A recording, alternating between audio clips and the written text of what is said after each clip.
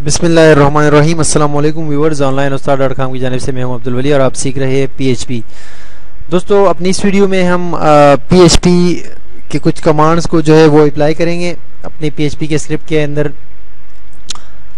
दोस्तों, हमारे पास जो है इस वक्त वही जो हमारे पास नोटपैड प्लस प्लस जो है ओपन है, इसको मैं ओपन करता हूं। इसके अंदर मैंने बेसिक जो है वो स्ट्रक्चर इंसर्ट किया हुआ है HTML का, और उसके अंदर ये बॉडी कलर जो है मैंने ऑरेंज रखा है इसका, और साथ ही साथ मैंने हेडिंग दी है माई PHP ट्रेनिंग इन उर्दू।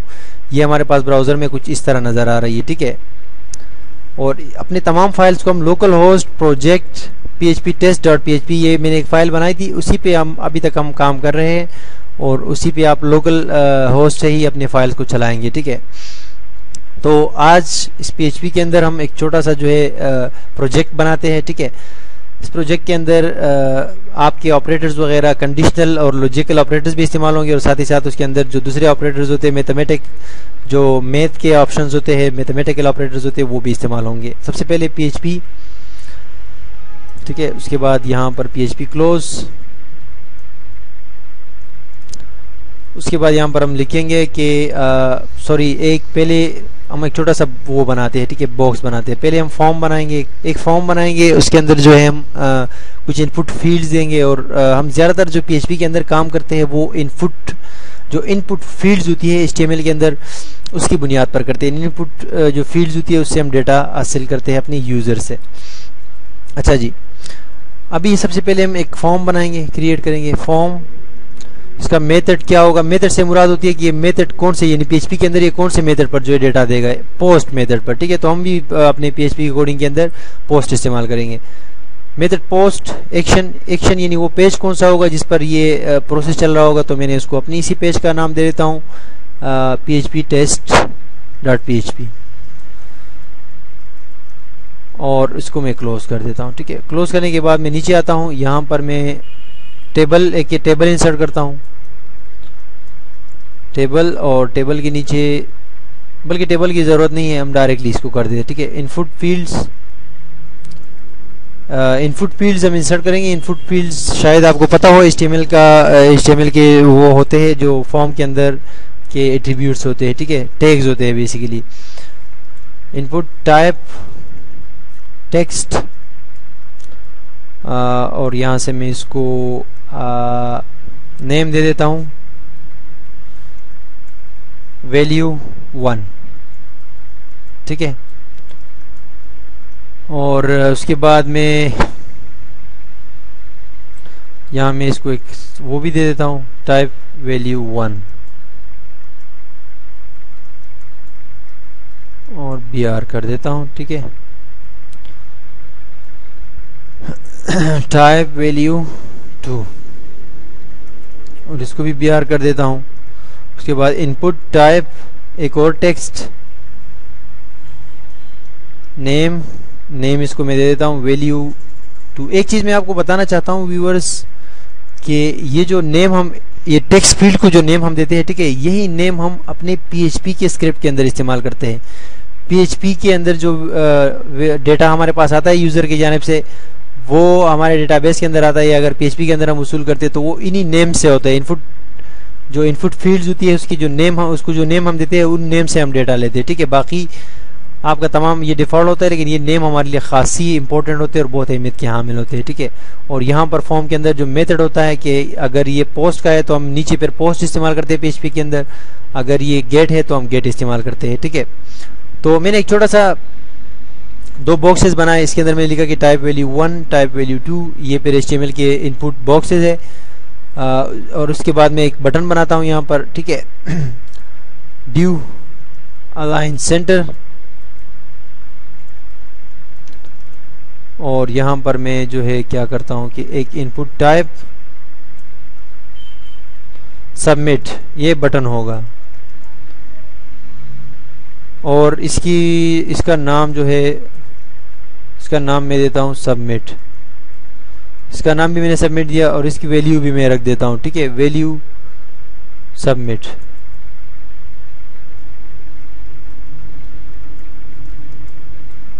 तो ड्यू को मैं क्लोज कर देता हूँ। अच्छा जी, हुआ कुछ यूं कि मैंने यहाँ पर दो वैल्यूज तो मैंने नाम दे दिए, ठीक है। अब सबमिट एक बटन मैंने बनाया कि बटन पर जब बंदा क्लिक करेगा तो आगे जाके ये आपका यहाँ पर ये ठीक है, ठीक है। तो जब ये सबमिट का बटन मैंने बनाया तो इस सबमिट के बटन पर जब बंदा क्लिक करेगा, ठीक है, तो हमारे पास इन दो टेक्स्ट फील्ड के अंदर जो है कुछ डेटा आएगा, फिर उसके बाद ये बटन पर क्लिक करेगा, ठीक है। यहाँ पर जो है ये मसला है। अच्छा जी, तो ये मैंने बटन बनाया और ड्यू के टैग के जरिए मैंने इस बटन को सेंटर पे कर दिया। अब कंट्रोल एस करते हैं, हम चेक करते हैं कि क्या हुआ है हमारे पास, यहाँ क्या आया है। यहाँ आप देख सकते हैं ये टाइप वैल्यू 1 और टाइप वैल्यू 2, लेकिन यहाँ पर देखना पड़ेगा कि ये मसला क्यों कर रहा है, थोड़ा सा इर्द गिर्द इधर उधर है ना। अच्छा, बेसिकली हमने फॉर्म को जो है वो नहीं किया है अभी। फॉर्म को हमने स्टार्ट तो किया था हमने फॉर्म को यहाँ से, लेकिन फॉर्म को हमने क्लोज नहीं किया।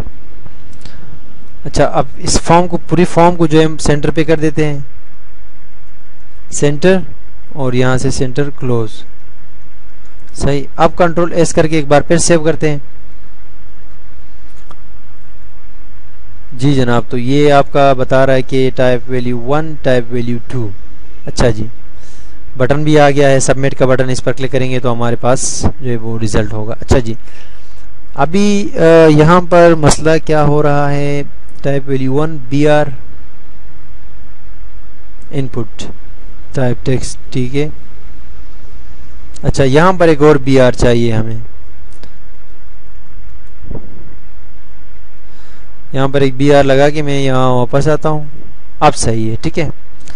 बेसिकली यहाँ पर एक BR की जरूरत थी कि दोनों बॉक्सेस जो है एक दूसरे के नीचे हो, यानी एक नीचे आ जाए और दूसरा ऊपर हो जाए। तो दो बॉक्सेस आ गए हमारे पास, उसके नाम हमने दिए कि वैल्यू 1 इसमें आएगा हमारे पास ऊपर वाले बॉक्स में, वैल्यू 2 इसमें आएगा, और फिर बंदा सबमिट पर क्लिक करेगा। सॉरी, एक हमारे पास एक और हमारे पास जो है बॉक्स बनेगा, ठीक है। इसका नाम हम रख देते हैं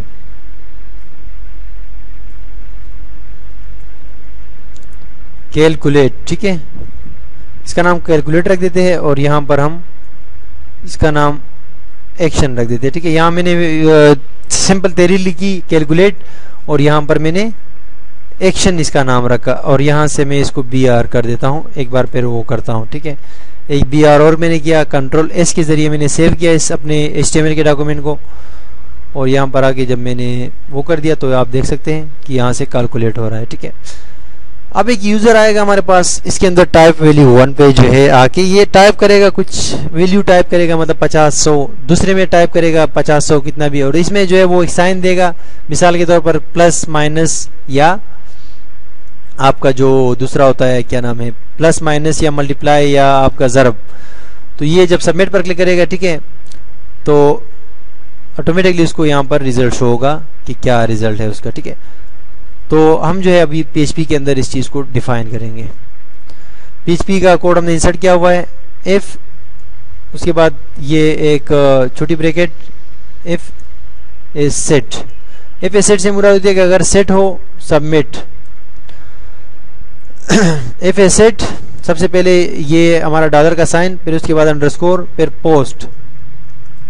अगर ये पोस्ट पर जो है वो हुआ हो, मतलब है कि पोस्ट मेथड हो और उसके अंदर सबमिट का बटन हो, ठीक है, और इस तरह का मसला हो कि अगर ये सेट किया गया हो, अगर ये बटन प्रेस हुआ हो। इफ सेट से मुराद होती है कि अगर बटन प्रेस हुआ ये सबमिट का, ठीक है। आपके जो सबमिट का बटन है ये बताया जा रहा है, ठीक है, ये बटन है और ये हमने इसको नाम दिया, तो ये नाम हमने यहाँ पर दे दिया कि अगर पोस्ट मेथड हो, चूंकि हमने पोस्ट मेथड दिया है फॉर्म के अंदर, तो पोस्ट मेथड के जरिए हम डेटा वसूल कर रहे हैं। तो फिर हम इसको कह रहे हैं कि अगर सबमिट पर क्लिक हुआ हो तो आप पोस्ट के जरिए हमें सेंड कर दे इसका डेटा, ठीक है।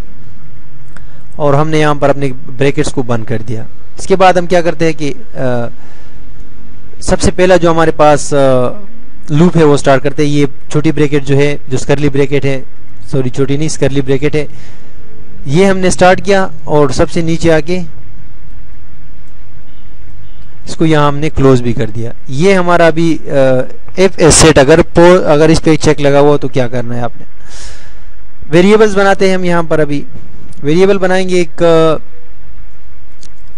डॉलर का साइन, वैल्यू 1 का हमने वेरिएबल बनाया इज इक्वल टू, इसके बाद हमने यहाँ पर डॉलर का साइन, पोस्ट, और एक जो छोटी सी ये ब्रैकेट जो है इसके अंदर हम इसकी वैल्यू देंगे कि अगर पोस्ट के जरिए आपको वैल्यू मिली वैल्यू 1 से, ये वैल्यू 1 जो अभी मैं यहाँ पर दे रहा हूँ ये इसका नाम है, ठीक है, ये जो टेक्स्ट फील्ड है इसका नाम है। अगर इससे आपको वैल्यू मिलती है, ठीक है, तो ये वेरिएबल के अंदर हम स्टोर कर रहे हैं ये डेटा। वैल्यू 2 के अंदर मैंने कहा पोस्ट अंडरस्कोर पोस्ट और इसके अंदर वैल्यू 2, ठीक है जनाब। तो ये दो मैंने वैल्यूज वो किए हैं, दो जो वेरिएबल्स मैंने डिक्लेयर किए हैं दो, तो इन दोनों को जो है मैंने इन दो वेरिएबल्स को मैंने डिक्लेयर करना है। इसके ज़्यादा जो है वो अभी आगे मैं नहीं जा सकता। तो अभी जो है हम क्या करते हैं जनाब कि हम ऐसा करेंगे कि हमारे पास जो इसको कंट्रोल एस करके सेव करता हूँ, ठीक है, और अपने पेज को, अपने जो मेरा पेज है इसको मैं वो करता हूँ। अभी देखो PHP का कोड जब लग गया इसके अंदर इस्तेमाल हुआ है तो ये हमारे पास बता रहा है कि क्या मसला है, ठीक है। अभी कुछ नहीं हुआ, ये इस पर क्लिक करेंगे तो कुछ नहीं होगा, ठीक है, सिर्फ उस पेज पर जा रहा है जो कि हमारा हमने दिया हुआ है, ठीक है, उसके अलावा कुछ नहीं होगा। अब हम ऐसा करते हैं कि सबसे पहले जब भी हम PHP के अंदर या किसी भी प्रोग्रामिंग लैंग्वेज के अंदर प्रोग्रामिंग करते हैं, ठीक है, तो उस दौरान जो है हम क्या करते हैं कि सबसे पहले हम टेस्ट करते हैं अपने वेरिएबल्स को कि आया ये काम करते हैं या नहीं। तो इन वेरिएबल्स को टेस्ट करने के लिए हम यहाँ पर एको, दोनों में मैंने एको लगाया और उसके बाद में कंट्रोल एस करके सेव करता हूँ। अब यहाँ पर आके मेरे प्रेस करता हूँ। अब इस एको से क्या होगा कि जब यहाँ पर हम कोई वैल्यू टाइप करेंगे वो यहाँ पर हमें शो कर देगा कि वैल्यू आ रही है या नहीं। मिसाल के तौर पर मैंने लिखा ऑनलाइन उस्ताद, सबमिट कर दिया, तो ये हमारे पास यहाँ ऑनलाइन उस्ताद की वैल्यू इसने दे दी है, एक को कर ली ना हमने, तो इसीलिए यहाँ पर आ रही है। अब नीचे जाके देखते हैं पाकिस्तान, ये पाकिस्तान मैंने लिखा, ठीक है, सबमिट कर दिया, पाकिस्तान भी आ गया। तो इसका मतलब है कि हमारे जो वेरिएबल्स है बिल्कुल सही काम कर रहे हैं, ठीक है, और टेस्ट हो गई, यानी ये ठीक है, कोई एरर वगैरह नहीं है इसके अंदर। इसके बाद हम आएंगे, अभी हमारे पास जो लूप स्टार्ट होंगे वो दूसरे किस्म के होंगे। इस एफ के बाद जो है हमारे पास एफ एस सेट, अगर ये सेट हुआ हो, प्रेस हुआ हो बटन सबमिट का, तो हमने दो वेरिएबल्स बनाए, उसके अंदर हमने वैल्यू 1 भी स्टोर कर दी और वैल्यू 2 भी स्टोर कर दी, ठीक है, जो हमारे फील्ड से आएगी। अब मैंने यहाँ पर एफ ब्रैकेट के अंदर मैं कहता हूँ कि अगर ये हमारा जो वेरिएबल 1 है, ठीक है, ये अगर बराबर हो, किसी चीज़ के बराबर ना हो, ठीक है, तो आपने क्या करना है, अभी यहाँ पर जो है एक ये ब्रैकेट छूटी, उसके बाद एको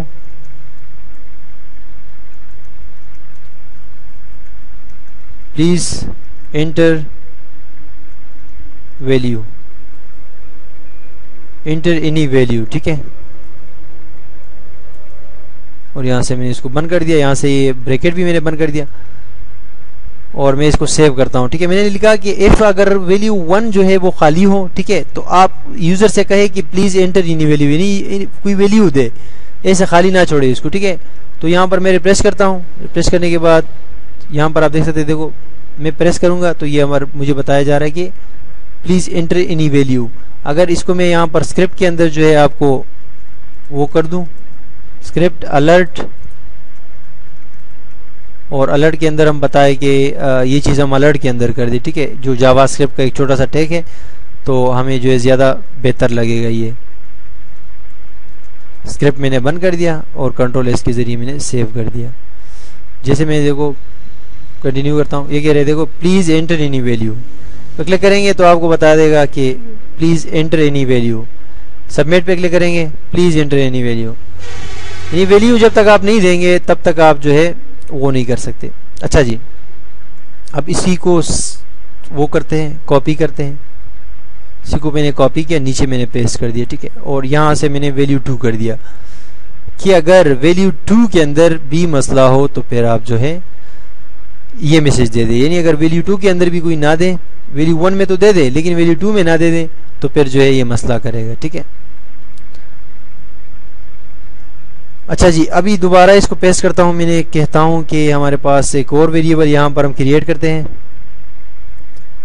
ये जो हमारा एक्शन होगा जो एक्शन का नाम हमने दिया है, ठीक है, इसके लिए कैलकुलेट करने के लिए। इसको यहां से मैं एक्शन का नाम दे देता हूं और यहां से भी मैं नाम इसका रख देता हूं एक्शन, ठीक है। एक्शन कर दिया मैंने। अब एक्शन के बाद जो है यहां पर तीसरा हमारे पास वेरिएबल हो गया एक्शन का। अगर ये भी खाली हो तो यहां पर मैं लिखता हूं प्लीज कैलकुलेट इंटर,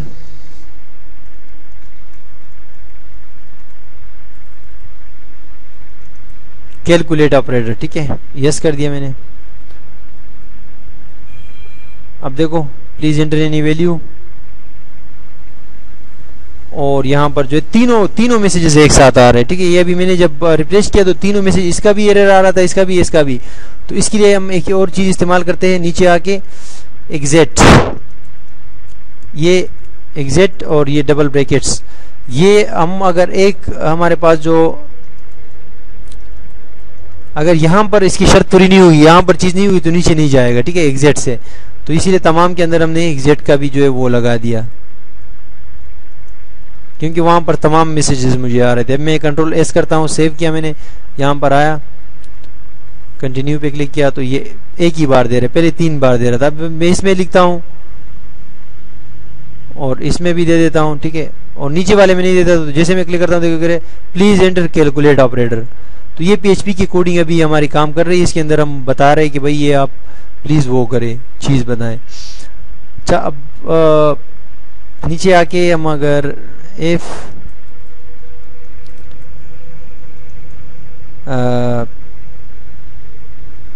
इफ अगर मैं इसको कहता हूं अभी मजीद जो मेरी दूसरी कंडीशन है, ठीक है, यहां से मैं ऐसा करता हूं कि कॉपी करता हूं, टाइम जो है बहुत ज्यादा हो जाएगा, तो इसीलिए मैं इसको कॉपी करके नीचे पेस्ट कर देता हूं, ठीक है। नीचे पेस्ट किया।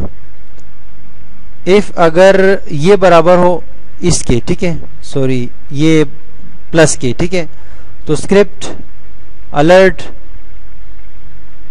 बल्कि इसके अंदर मैं अभी अलर्ट के अंदर क्या बताऊं इसको, अलर्ट के अंदर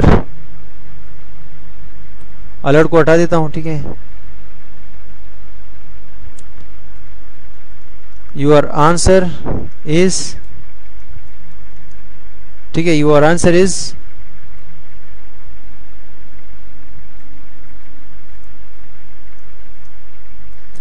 योर आंसर इज वैल्यू 1। यहां से मैं क्या करूंगा, वैल्यू 1 का variable plus variable number value 2, ठीक है जनाब। और यहां पर एक डॉट लगाऊंगा ताकि ये जो वैल्यूज है मेरे पास ये हो जाए, ठीक है।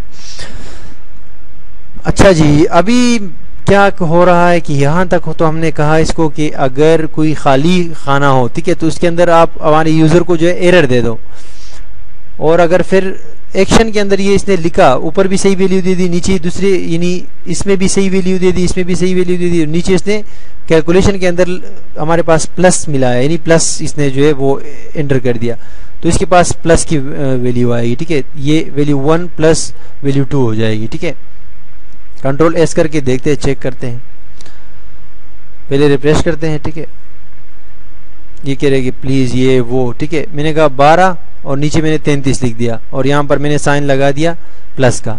अब मैं इसको सबमिट करता हूं तो ये कह रहे 33, अच्छा 33 कह रहे हैं, इसका मतलब है कि हमारे पास यहाँ इसने सही तरीके से काम नहीं किया। और answer is value 1 plus value 2।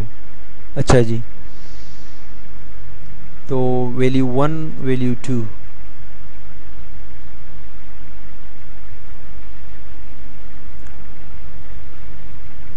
अच्छा जी, अगर सबमिट पर क्लिक हुआ हो तो वैल्यू 1 वैल्यू 2,